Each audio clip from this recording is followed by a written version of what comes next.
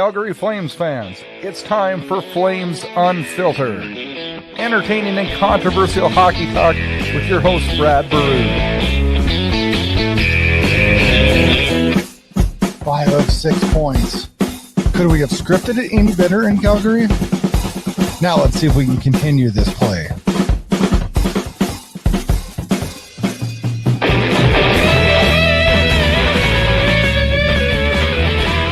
Good evening and welcome to Flames Unfiltered. Episode number 85. I am the host of the show, Brad Burud, coming at you on January 21st, 2021. Seems crazy to say that, doesn't it? Man, 2020 was a rough year, but it seemed like it didn't go by quick, but the calendar went by quick, if that makes sense. We're smack dab in the middle of a break with no Flames hockey. We just got going. We got 3 games, and now we wait. We wait 5 days. But what does this do for our team? Is this a good thing? Because I think so. I think this gives us practice. And that's something that some of our other division teams haven't got. Vancouver hasn't seen practice because they've been busy playing games every day. Same with Edmonton. And, it's weird because we get 3 games right away and we just kind of get into the flow as a fan, right? And then all of a sudden, boom, we lose that. And but, it kind of is what it is. And I think it's actually going to be a beneficial thing because practice this time of year can't hurt, that's for sure. Definitely can't hurt. Help that team gel together. We can't forget that as well as this team is playing, we have a lot of new players in this team and a lot of players that having a lot of practice time together. So I think that's a positive. Wow, watching North Division. Everybody is into it as I am. I have no idea who to cheer for on a nightly basis. I pretty much cheer for no overtimes. That's what I cheer for. Because, maybe I cheer against Ottawa, or maybe I want Ottawa to upset somebody. I don't know where I want to be, who to cheer for. I just cheer for no overtimes because this division is going to be ridiculously close. With this division, do you guys feel like you guys have forgotten the rest of the league, though? I have. I've watched a few games outside the division. It just seems like when I click on the North, I get entertained. And it's too damn hard to turn those off. So they might be playing hockey outside of Canada, but I haven't watched a lot of it, that's for sure. Ready for the Flames to get back at it on Sunday, even though it's a day game as the Leafs come to town, and the talented Leafs, we can say that. I hate afternoon games. Man, I hate them. But you know what? I guess you're going to get a few here or there, and I guess there's no getting around that. So we'll fight through it, and we'll battle through it, and we'll enjoy a Sunday afternoon, even though it's going to cut into football for a lot of people. But, I think what's more important, Flames hockey or football? Yeah. Not really much of a question for me. Let's talk hockey. On this episode, we got a jam-packed episode. We have live games to talk down, live games to break down, talk about who's hot, who's not. We'll talk about that Winnipeg opener. And, the 2 games set at home also, the Winnipeg opener in Winnipeg. And we'll talk about the 2-game homestand with Vancouver. We'll discuss the Flames' early season success and what's going right for this team to get off to a start where they've earned 5 of 6 possible points. Then former Flames goalie and NHL All-Star Dwayne Roloson joins the show, and he'll talk about his time in Edmonton, Minnesota, and a little bit about his entire NHL career and family. And then we'll talk Flames news from the division, a listener question, which involves David Rittich. And when do we see David Rittich? Then we'll talk a little bit and preview that 2-game homestand at the Settle Dome against the Toronto Maple Leafs. It's time to talk Flames hockey.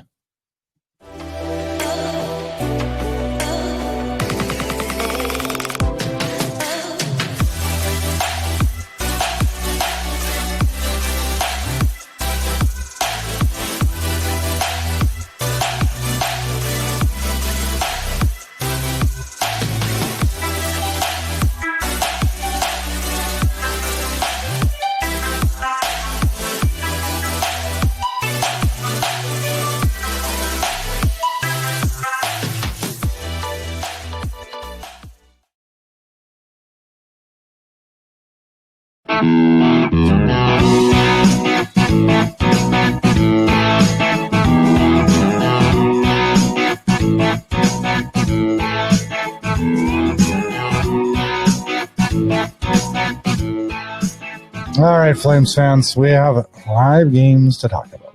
Let's recap quickly the 3 games the Flames have played. It started on a Thursday night in Winnipeg a week ago today. Doesn't seem like it should be that long, but it is. Flames Jets. Flames jump out to a 3-1 lead after 1. Things look good. Flames dominate that first period. Jets dominate the second period, and the third was kind of all over the place. Laine scores the game winner in overtime on a shot that he fanned on and then was able to corral and get a very strong second shot off. Anyways, Flames fall in that one 4-3 in OT, in which was somewhat of a disappointing game.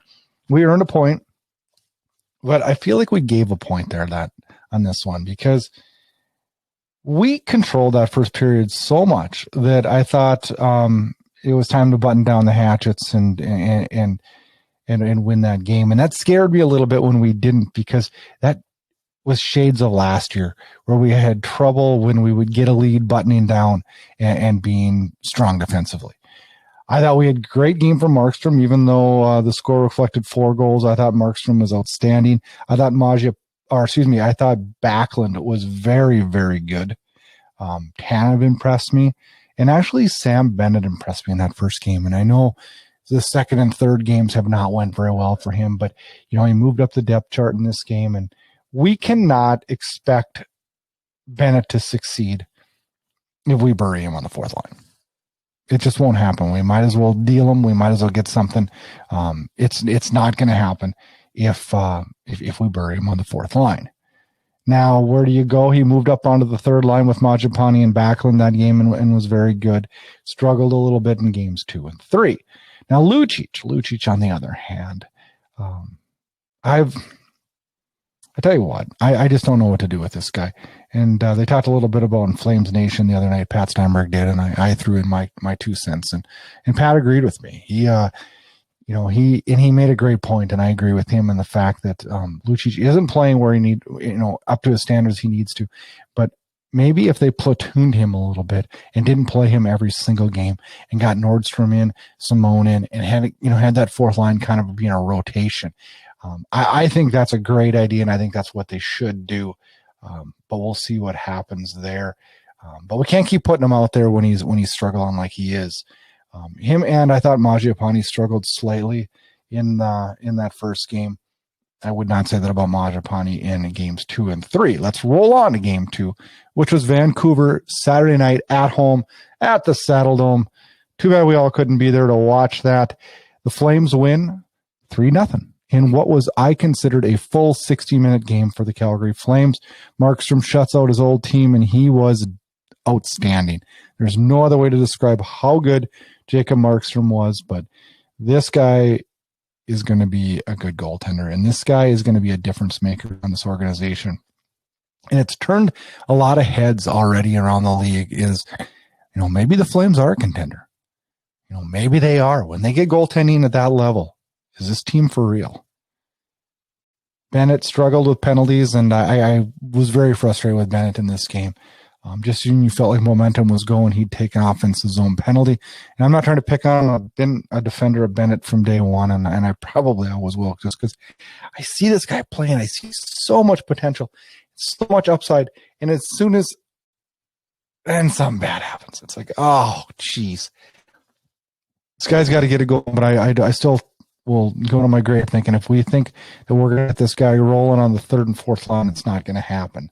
Tanev now has become quickly my favorite player on this team. This guy's an animal. He's a horse out there. He will do anything, block shots. He had I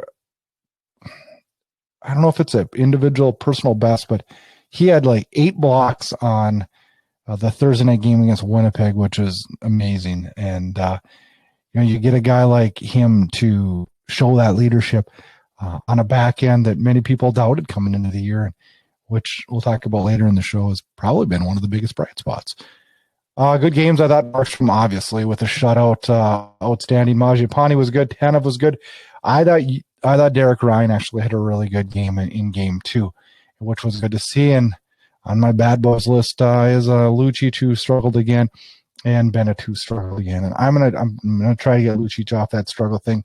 But if they platoon him and just didn't have them out there in every single game, and it seems like he'll make a bad play and Ward will put him right back out there. And I understand why you do that, but usually you do that with a young player. You shouldn't have to do that with Lucic. But they keep having to just keep plug him out there and plug him out there and plug him out there. And I don't agree with that, and I don't like it. Game 3, Monday night. Here at the Saddle Dome, Vancouver again. I love this new baseball style schedule. I love it. I love it.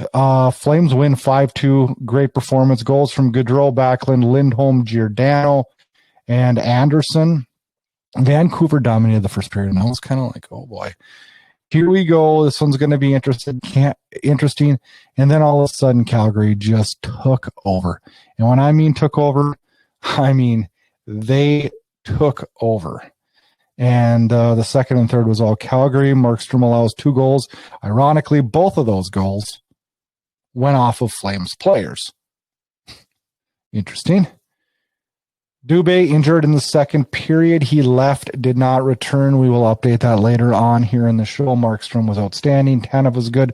Lindholm was amazing. He's starting to prove to me that he's in number 1 center in this league. And I thought Captain Gio had a really, really good night. All in all, a good game. 3 games in the books, 5 points out of 6. There isn't a Flames fan in the world that wouldn't be happy with that.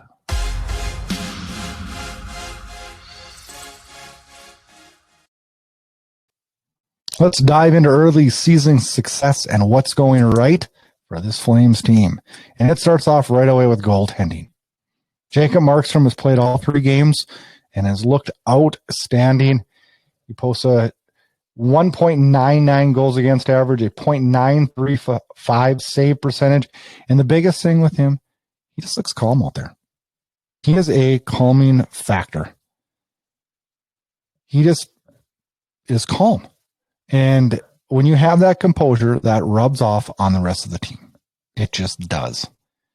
He does a great job staying in position and making those key saves. And when I talk about those key saves, he made 1 to 2 key saves in each of those games at the moment when you need that big save. And I remember a 5-on-3 power play. I believe it was in the Saturday night game that Vancouver had, and Markstrom made 2 big saves. And that just changes everything. That 5-on-3 just changed everything. And, you know, if we can get good goaltending like this through the year, things are going to look really, really good for this team. Markstrom stats speak for themselves. Another thing that the second of 3 things that I think are going real well for the Flames team is the defense. And you say the defense, you're like, well, what's been so great with the defense? Because it doesn't really stand out as, a huge high point for this team. But it really is when you think about it and you look at it. Well, a lot of people doubted it. And you got guys like Giordano, who people are saying, well, he's old and, stuff like that. Giordano's been fairly solid. I thought he had his best in game 3. I thought he struggled in the Winnipeg game. Rasmus Anderson's been great. He's been quarterback in that number 1 power play. He's got a goal and 2 assists in 3 games, a point-a-game defenseman thus far. But it really comes down to Chris Tanev. And Tanev's been everything and more than what we've expected in his first 3 games. A complete workhorse out there. But the big surprise is this. And when you get guys that'll do this is what separates the good from the great. We have a guy, Nesterov, who's been playing over in the KHL. He comes back. And no, he doesn't jump out on the stats. He has no points. But could you ask for a more solid defenseman than Nesterov? He looks like he hasn't missed a beat. Now we forget that this guy did play for Russia in the World Cup of Hockey, which is elite. He was in the World Juniors. He's been around. I mean, he's played at high levels. But this guy's been over in the KHL. We take, I don't really call it that much of a risk, but somewhat of a risk to bring him in. But our scouts did a wonderful job because they didn't even seem to hesitate penciling him in on the top 6. And he's been paired alongside Valimaki, who's still considered a rookie, but has been around a while, but has been dealing with injuries. And the ceiling is sky high for Valimaki. And I think thus far he's done pretty darn well with what we can expect.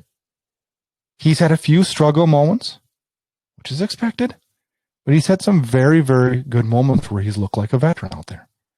But him paired with Nesterov has been a huge bright spot. They've been stalwarts out there in that third pairing. And when you have that in your third pairing, boy, does that make the other two pairings look really, really good. And defense has been a real big bright spot in Calgary thus far. Another thing that has really stood out as a key to this great start for the Flames is top-end scoring. We kind of have Monahan and Gaudreau back a little bit. I mean, I'm not saying the savior's here and we're good to go on Gaudreau and Monahan, but they look better. And I think I know why they look better. Are they really considered our first line anymore? Are we calling on them, putting all the pressure on them? Is it up to them to succeed? No, it's not. With Lindholm moved over, centering Tkachuk and Dube, that line has emerged, and I think we have a passing of the guard in Calgary. Ward is putting out Monahan and Gaudreau and a little bit more situational type things. And these are all bright spots.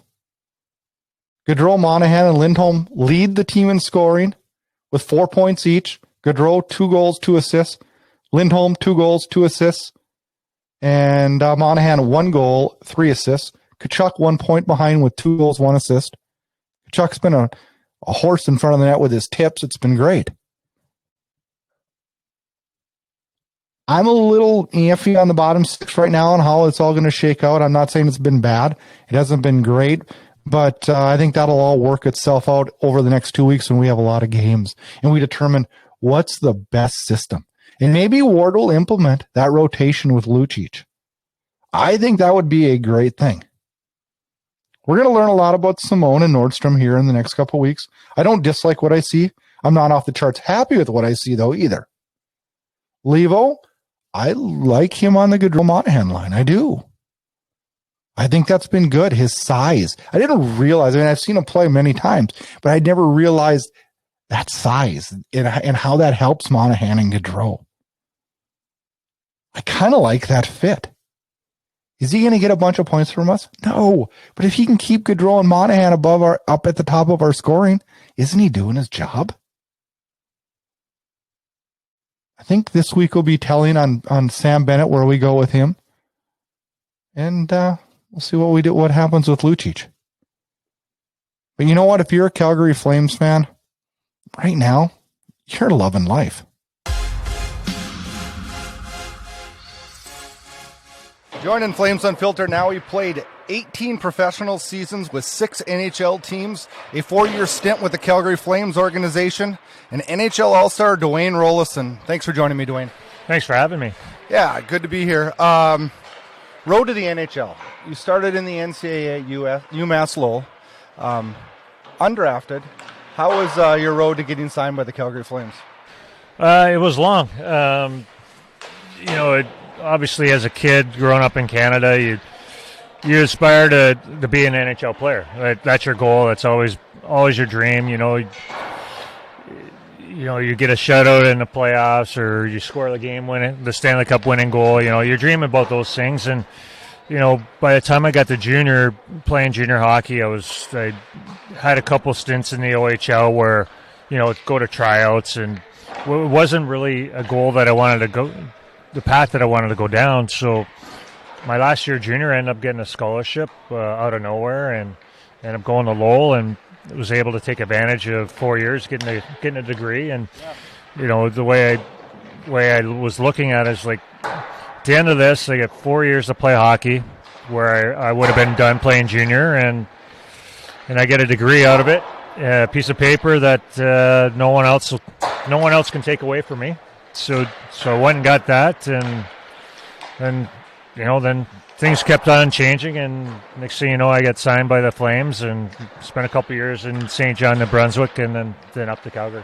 How was your time in Calgary? I loved it. I met my wife there, who's originally from my hometown. Her family's from my hometown, but they'd moved out there in '88 after the Olympics, and then so I met her there. So obviously that's a big part of our lives, and so it's a great city, great people, and it's just it's one of those places that you always remember. You know, you played in 6 different NHL cities. Minnesota was a big stop for you. A lot of great years in Minnesota. You and Manny Fernandez were really one of the premier 1-2 punches in the NHL. For goalie tandems, you made your first ever All-Star appearance there. Talk to us a little bit about how that All-Star appearance was. Yeah, it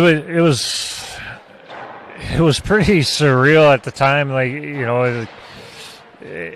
and then as the weekend went on, it was just like you're grabbing yourself. You're like, am I really doing this? Because it's, you never get, it's something you think about and you would like to happen, but you're never in the talks, and next thing you know, you're playing in a game. And I was lucky, like Joe Sakic was there, who was a friend, Rob Blake, who Rob and I grew up playing hockey together all the way in youth hockey, so he was there. Then a couple other guys that I knew well were playing in the game, so it made things a little bit easier, but it was nerve-wracking. And actually Brett, my boy here, that's my 20-year-old boy, was I think 3 at the time, or 3, maybe 4 at the time, and Thor Nelson, a local linesman, he did the game, and he brought his family down, so Brett took them in through the locker room and all that stuff. So it was neat, and it was neat for them to be able to see it, and my parents came, so it was good for them. It was good family time, and it was an experience that I'll never forget. While you were in Minnesota, you took the Minnesota Wild to a conference finals in I believe their second year or third year after the Minnesota Wild started back up in Minnesota. Your time in Minnesota, was that what you would consider your most elite time of your career? I think it was my coming back to the NHL. When younger, you sign, you make it to the NHL, and great, but then you forget how much work went into getting you there. And so I spent a couple years in Calgary, then 2 years in Buffalo, and played 14 games in 2 years behind Dominic Hasek. And so I'm thinking I'll get another NHL gig somewhere, and I had to go back to the minors. So I'm 30 years old. My wife's pregnant with their firstborn, and like, do I really want to do this? I had to really self-check, and so I put everything into having a good season in Worcester, and end up leading every goaltending category except for losses that year. And so from that point on, I think my career sort of took off. It was like, realizing, okay, I made it, but that's not enough. How do you stay here now, right? So, so thinking that, and I just every year was just driving myself to get better and better. And in Minnesota, we had a great cast, great coaching staff in Minnesota with Jacques and Rammer and Mario, and our team. There were a bunch of throwaways from everywhere else, and we're guys are third and fourth line guys that were career minor leaguers, all on one team. And, just the drive from everyone else, I think, made us a good team, and good teams win, and individuals don't really win. It's the team mentality, and that's why we had the success that we did. Another big success that you had was in 06 with the Edmonton Oilers, and that, being a Flames fan, and that it was tough to watch Edmonton do that, but it was actually the way the Oilers progressed that year and then went into the playoffs, and the success you had on that Oilers team, and an unfortunate injury in Game 1 it ended that, and what many people would say that if that injury didn't happen, Edmonton may have another cup. And is when you look back at that, and how was your time in Edmonton, and how was that run, and how big was the city of Edmonton during that run? Yeah, when you look back, it's what you remember is just the city itself, how electric the city was, and I don't know if it ever happened in the U.S., but in Canada, the city ran out of beer twice. They were trucking beer in from Calgary just because they ran out of beer. Just everyone was out. During the first round, I remember driving to the airport. We had to drive down Trans-Canada and out, and and it's a long way out. It's about 40 minutes, right? And then as we keep on going further and further along, that drive wasn't 40 minutes. It became an hour and 15, because you had to go all the way out of your way because they're blocking streets, shutting down streets because everyone was out, up by the University of Alberta. It's a place called White Ave, and it's sort of like for you, Electric Ave in Calgary. It's where all the bars and restaurants are, and it's close to the university, but that street was shut down, 3 blocks on north and south side of it. From all the restaurants and all the bars area was shut down. Like, you could not drive down. So people were out, and it was great. Like anywhere you went, it was just the excitement and for the fans there. And I remember the one time in San Jose, we're singing the national anthems, and the guy in San Jose messed up the Canadian national anthem. And a radio station in Edmonton at the time said, okay, we're going to teach, somebody's going to sing the song until game time tonight, sing the American national anthem. And they did. Sure enough, that's when it started being a thing. Our public address announcer, the guy that was singing the national anthem, started singing the national anthems, and he got two notes in, and the building just erupted, right? And sang both the American and Canadian national anthems, and from that point on, like, it was craziness in the city. And those are the things you remember and you enjoy, and you look back. We did some bunch of Zoom calls and talks about different things this summer, actually, because we had some time, and it's just a great memories. And unfortunately we've lost some people from that run, with Joey Moss in particular. It's a big hit to the city, but at the same time, to give the credit to the city for embracing Joey through everything that's gone on. You played for 6 NHL teams.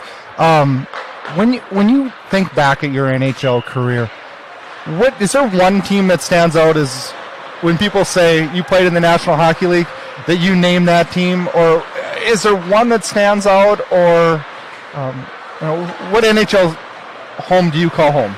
I don't really I call them all home, really, because there's good and bad about every organization, and obviously there's a lot more good than bad. There's Long Island, you'd hear all the rumblings about Long Island. I love my time in Long Island. Everyone makes fun of Edmonton. We loved Edmonton.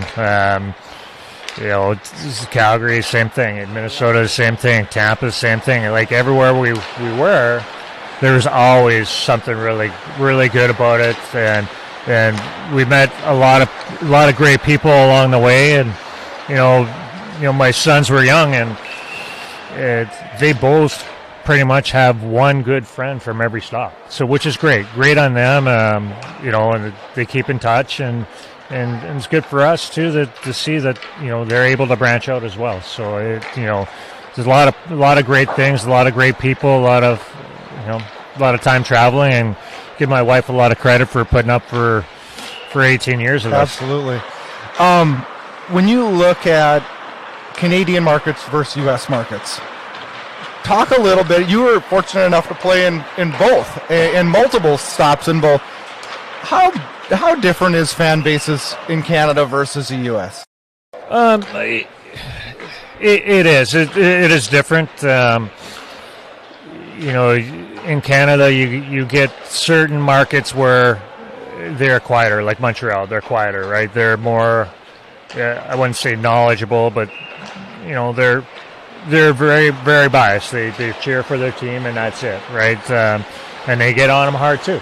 Yeah. And that's then you come to Minnesota, same thing. That people don't realize. Well, Minnesota is the same thing as being in Canada, like Toronto, like. And when I was in Minnesota, they're tough, and like during our playoff run, I did not look at a paper. I would not look at a paper, whether I played great, whether I played bad, because one day they got you on the pedestal, and the next day they got you on the chopping block, right? And that's the market. When you're playing in a hockey market, that's what you get. And when you're talking about the fans, like I played in Tampa, and just like almost any other city that you play in, when you're playing Toronto, you end up playing a away game. But we had a lot of snowbirds in Tampa, so a lot of Toronto fans and a lot of knowledgeable fans, and great credit to them. They've made that market work. And Mr. Vinik is an unbelievable man, and he does a lot of great things for the community, and they sell it pretty much every game, and give them credit for doing it. And the only two tough markets right now is Florida and Arizona. That it's not fun to play in. Yeah, as we sit and we watch a junior A hockey practice, and your sons Brett and Ross are taking part in that now, and they're playing at the junior ranks. When you look back at all your NHL memories that you had in your career, how does it feel now to have it come full circle and watch your sons play at a high level? Yeah, it's great, and I think when you look at it and look back at it, it's all a lot of this credit goes to the coaches that I had, like Jacques Lemaire and Guy Boucher, Lindy Ruff, all the coaches that I had, Craig McTavish, when the kids were old enough that they could skate on the NHL ranks, and GM in Anaheim, Bob Murray, like we'd go on after practice, or we'd go on in the evenings if they didn't have anything, and go on to the main rink, and and that sort of got them into, this is awesome, this is exciting, right? And so give them a lot of credit.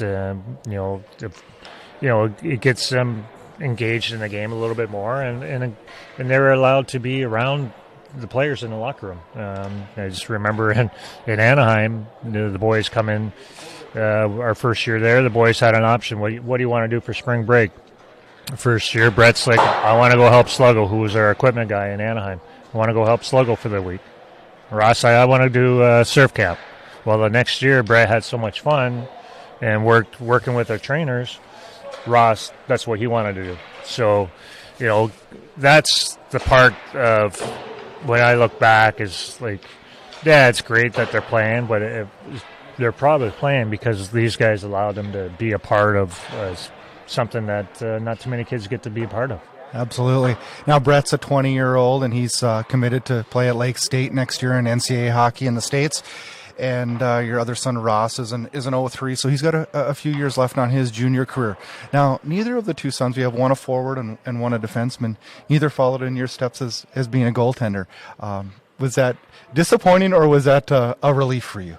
It was a relief. When we talk about it now, like even Brett going to Lake State, he was a little hesitant of committing there. I said, why would you? He goes, well, wouldn't you want me to go to Lowell? I said, no, I don't want you to go to Lowell. Like, I want you to make your own name.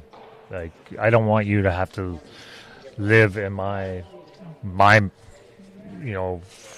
whatever I've done in the past. Like no, create your own life. You don't have to go to Lowell. You go do your own thing. And I think for them, it would have been a lot of pressure if they were goaltenders, right? And I got some funny stories that I'm not going to tell over podcasts why they're not goalies, but they're not goalies, and I didn't even get to shoot a puck at the head to scare them or anything like that to scare them out of the net. So, but I'm happy for them. They love what they're doing. They love the position that they're play, and they push one another. And for me as a parent, I'm just happy they're happy.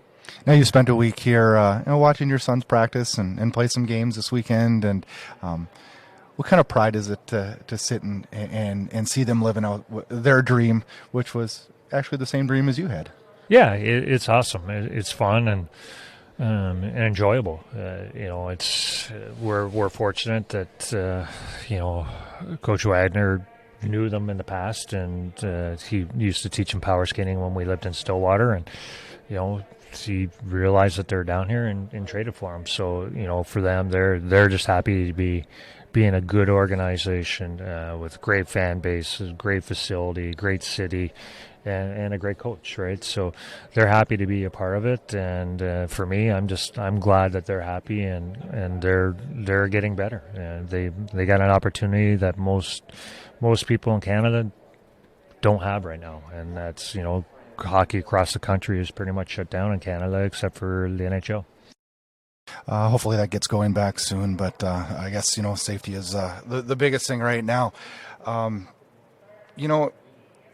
I saw you play in the Heritage Classic for the Oilers in the alumni game, and how fun was that experience? And do you still strap the pads on once in a while? The last time I strapped the pads on was that game. Really? So, yeah. I play out a bunch of guys where we lived in Victoria, BC. A bunch of guys there, ex-NHL guys and college guys and junior guys. We play every Thursday night, and same group of guys. So I play out, and for me, I got through a long career with one major injury, and being able to walk around and do stuff that I want to do without any problems. I don't want to risk that now. So I know the Wild were supposed to have the outdoor game this year. I was going to potentially try to get back in the gear and do some stuff, but not now with everything being shut down. But if that opportunity were to arise again, then yeah, I would strap them on for something like that. But the outdoor game in Winnipeg, Brett actually came over, so it was great. So be able to enjoy that with Brett. He came, he hung out in the locker room and did a bunch of the sticks and stuff like that with the guys there. And then after the game, we're up, we're all hanging out in the locker room, and then we have a team meal and functions with the Jets and all this stuff. And the next thing you know, Mr. Cates' boy and Wayne's son, they're like, Brett, what are you doing? Nothing. Because you guys want to go skate with us? Yeah, sure. So now we got to find them skates. First guy to step up, Mark Messi. Here, Brett, use mine. And that's Wow. the things about the Oilers that you hear stories, but that's what they're all about. And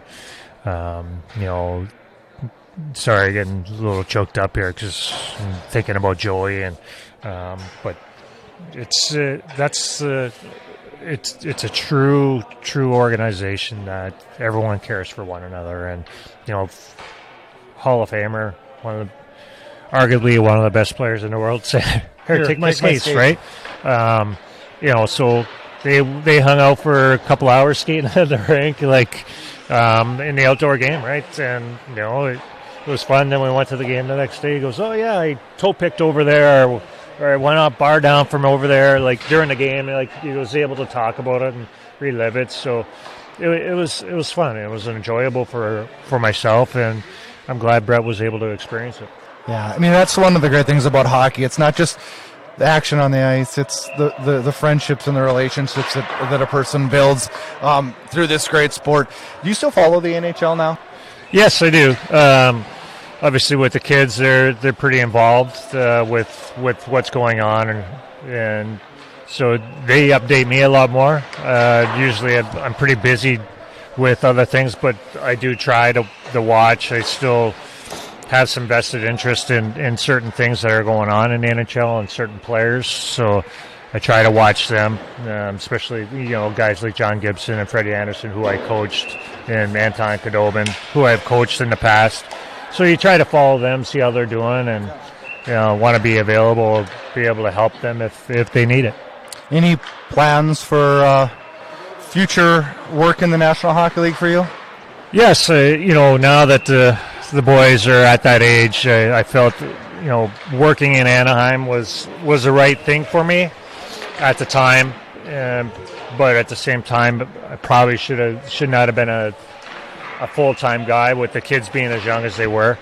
So now the kids are 20 and going off to university. Then Ross will be 18. You have a couple more years of junior hockey before he goes to university. And, I think it's time for me to get back in the game. They're at their point now where I could sort of leave them and not worry about much other than what they're doing in school. Yeah. So, I think it'd be time for me to get back in if there's an opportunity, and keep looking. But at the same time, it's got to be a two-way street. Teams need to want you too. So, I've been working with the Western League team in Victoria the last 4 years, so pretty much wearing every hat except for head coach and GM, but scouting, player development, return to play protocols, skill development with our players, then a bunch of the goalie stuff, and then being an assistant coach on the bench and up in the stands or up in the sky.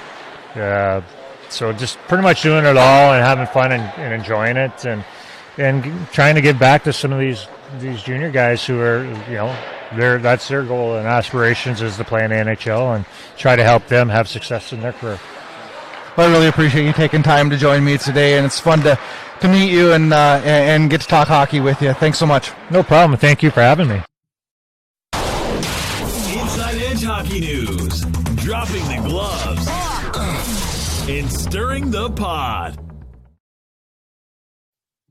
All right, Flames fans, time for a little bit of Flames news. There's a few things happened over the week. Seems like old hat every day. Ryan and Shillington are moving up from the taxi squad to the roster, and that is saving this team cap money. It's going to help us. It's going to help us out a lot. Dylan Dube injured in Monday night's game versus Vancouver. It does not appear to be serious, according to Coach Jeff Ward. He is day-to-day. I was wondering a little bit today to practice on line rushes. Majapani was up on that first line, and I wonder if maybe that isn't in preparation for that game against Toronto where Dube may not be ready to go. We'll find out more Friday, Saturday on where that all plays out. Hopefully that is a quick injury and something that he can get through quickly because he's been good so far. He's been real good. Matthew Tkachuk missed practice on Tuesday due to maintenance. He looked like he may have been injured on Saturday night's game against Vancouver on a hit with Edler, and I'm not sure. I'm only speculating there. Hopefully that is also nothing severe. We cannot afford to have Mr. Tkachuk out of the lineup because he's definitely an X factor and makes those odd things happen on the ice. Two signings. Michael Stone re-signed, defenseman, 1 year, $700,000 to a 2 year or 1 year, two-way deal. He did clear waivers the next day, was assigned to Stockton. I got a feeling we're going to be seeing him on the taxi squad as an insurance plan. Absolutely love this move. Have talked to the pod. I've talked on the pod many times about it and how important I think it is to have a guy like Michael Stone in case we do have injuries in the back end, which often happen and often sneak up in a short season like this when you can have a veteran presence that steps in like he never missed a beat. You got to love having a guy like Michael Stone there. Brett Ritchie also signs on a PTO and now has signed a contract with the Flames. Also a 1 year deal, $700,000. It's a two-way deal. He has cleared waivers, was assigned to Stockton. I got a feeling we'll see him on the taxi squad real soon also. In the division, where is the North at? Man, it is jam-packed. It is busy as we wake up on a Thursday morning. Montreal sits atop. They've played 4 games, have 6 points. Toronto in second with 6 points also. They've played 5 games. Calgary in just 3 games has managed to put up 5 points, which is the highest percentage winning in the North Division. Winnipeg sits in third with 4 points in 3 games. Edmonton in 5 games has accumulated 4 points. Vancouver in 6 with 4 points in 5 games. And Ottawa has just played 3 games just like Calgary. They've managed 3 points. Now, there has been some injuries throughout the league or throughout the division. And as we're just talking North Division right now, Edler Hamonic left last night's game against Montreal with injuries for Vancouver. We'll see how severe those are. Joe Thornton left the game versus the Oilers on Wednesday night. The Leafs experiment with him. They hope is not cut short with an injury as he let kind of awkwardly with his, looks like an upper body, left arm issue. We'll see how severe that is. Patrick Laine has not played since game 1 against the Flames, and he is believed to have a hip injury. No word on how long he'll be out. The Canucks-Canadiens game on Wednesday night. How many of you watched that game? 6-5 shootout win for the Habs, and this game was ridiculous. It was a back and forth crazy game. Both coaches had to be going absolutely bonkers with their defensive play, untimely penalties, and it was like Vancouver score, Montreal would score, Vancouver would score, Montreal would score, Vancouver get the lead again, Montreal would score. It was back and forth. It ends up going to a shootout in which Vancouver gets a much needed 2 points, because boy, they'd have probably burned that city down without those 2 points on Wednesday night. Well, another thing in the North that's going to be interesting is when you're all playing each other, you're going to see a lot of 3-point games because there's a lot of teams that are close in quality in this division. But what else will that do? That'll jam that division up, and it's going to create good hockey throughout all 56 games. Another thing it'll do is when you're playing in the division, you're going to have opportunities to rise up the division standings much quicker because you're playing your opponents, you're chasing. It's going to make for great hockey this year. This season is going to be amazing. If we can have everybody stay COVID-free, which has been pretty good in the North Division. There's been some problems throughout the NHL, but for the most part, the North Division's been good. Let's knock on wood. Let's keep that going. One not suspension, but fine handed down to a North Division team. Elias Pettersson was fined $3,987.07 for Monday night slash on Sean Monahan of the Calgary Flames, where he slashed him in the upper chest. When I first I thought, oh my gosh, that is horrible. It was bad. I thought it was really bad. Of course, Vancouver fans were immediately saying it was accident. Then they were saying that it wasn't that bad. It was overreaction. It's not that bad. It's not that bad, but it is bad. This was a dirty play. And he got no suspension for it. I'm not going to sit and rant and complain about it for a long time. But I'm going to reverse the roles. Matthew Tkachuk does that to Elias Pettersson. What happens? Exactly. Matthew Tkachuk gets suspended. Plain and simple. I'm interested to see if there's anything that comes out of that. There's a little bit of tracking down of Pettersson and letting them know that the Flames haven't forgot about that. Because I thought it was a really dirty play. On to the listener question. This week, my listener question comes from Estevan. Steve Simonson. Hopefully I pronounced that correct. When will we see David Rittich start a game? Well, I looked at the calendar. I looked at the game schedule. And I would say we'll probably see him next Thursday night against the Habs. Now we play Sunday against Toronto. We'll see Markstrom. I think Tuesday against Toronto we see Markstrom again. But I think maybe next Thursday would be our first time to see David Rittich. And who knows, maybe it wouldn't be then.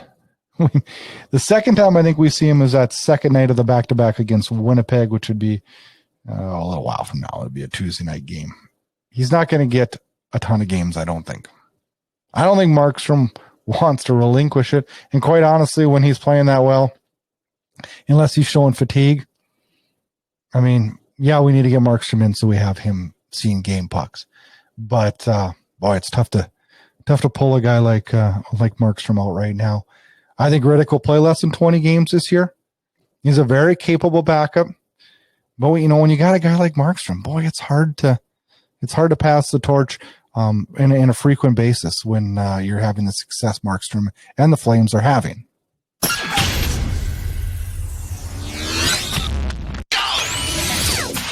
Get all your Flames Unfiltered podcasts, team news, team updates, and highlights at flamesunfiltered.com.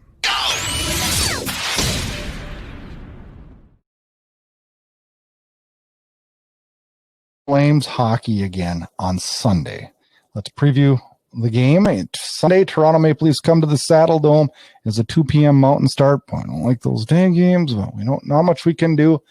Toronto currently sits 3-2-0 in second place in the North. Calgary in third place at 2-0-1. Leading scorers for each team: Marner with 6 points for Toronto, Gaudreau with 4 for Calgary. Gaudreau leads goals. Marner leads goals also 3-2.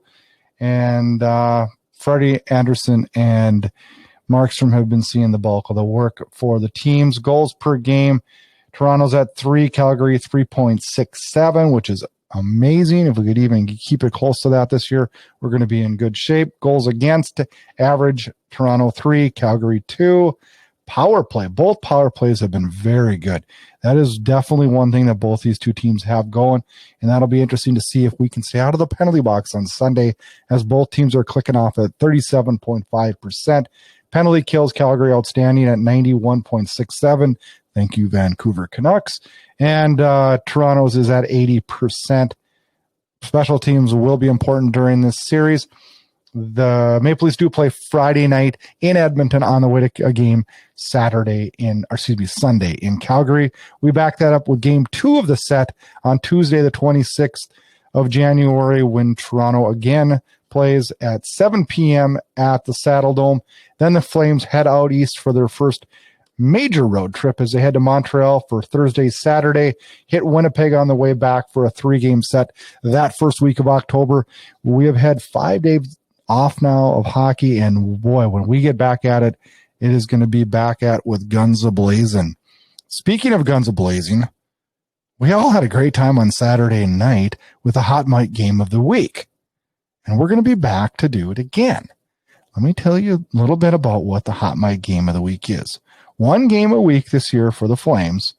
You can join me for a Flames watch party. We'll talk Flames hockey. We'll complain. We'll bitch. We'll cheer. We'll have a little fun. Last week we got talking some history of Flames hockey and some favorites, players, and things like that. It's great fan interaction. You can win some prizes. Watch Twitter. I'll put messages out when we're going to do it. The next game we're going to do it, January 26th, Toronto at Calgary. That Tuesday night game, we can do it. How do you do it? You grab your iPad or your iPhone or your Android, download the HOTMIC app. Set up a free account or set up account. It's totally free. It's easy to do. Search Flames, just the word Flames. You'll see the Flames Unfiltered group come up. You follow that group, join that group, and you'll see a viewing schedule. You'll see the Toronto game up there for Tuesday night, and then you're in. Come on, watch with us, have a good time, interact. We had a great group of listeners and fans on the last one, and we're going to give prizes away. This year we have a Blasty jersey contest going on. Yeah, you can win yourself a Blasty jersey. How do you do that? Well, you connect with Flames Unfiltered on Twitter, Facebook, and Instagram. Give us our likes and follows. Join the HOTMIC party Tuesday night. Pick who scores the first Flames goal, and you're entered in for an end-of-the-year drawing to win a Blasty jersey.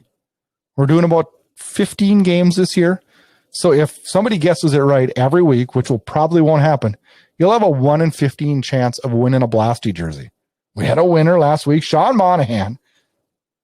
Won a nice lady an entry into this, so we have 1 entry in for a Blasty jersey. Hoping on Tuesday night to do it again. And we also, each game, somebody who's on interacting with us wins a prize. We have a prize package. We give away a set of 2021 Upper Decks Flames hockey card sets to just a random participant who joins us on the watch parties. These watch parties are a blast. They're a lot of fun. Tuesday night, you know what? When you sit down to watch your Flames, make sure you have your phone next to you and click on HOTMIC and join the crew. All right, guys, we made it through another big time episode. That was a fun one. Next week, we'll recap that Toronto series and prep for a big series out east in Montreal. There'll be lots to talk about next week. They're interesting to see how this Toronto series goes. Enjoy your busy week of Flames hockey as we've had a little break, and man, I'm ready to get back at it. Stay safe, stay healthy. A big thanks to Roli the Goalie for joining us.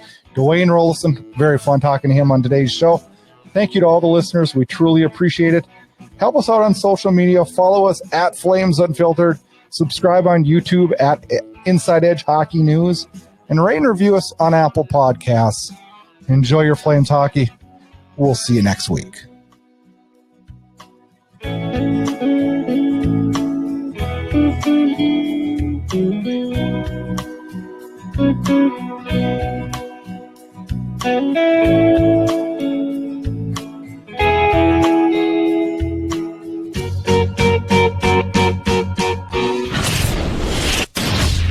Get connected. Flames Unfiltered can be found on Twitter at Flame Unfiltered. And also make sure you check out our Facebook page at Flames Unfiltered. Check out host Brad Burud on Twitter at Brad Burud. And if you like what you hear, rate and review us on Apple Podcasts. You can find Flames Unfiltered on all the major podcast players. And consider subscribing to Inside Edge Hockey News on Patreon. That'll get you exclusive content and much more. Thanks again and enjoy the hockey action. Play on! Yeah, baby! Play on! Yeah, baby! Thanks for tuning in to Flames Unfiltered. Check back for more action-packed Calgary Flames talk.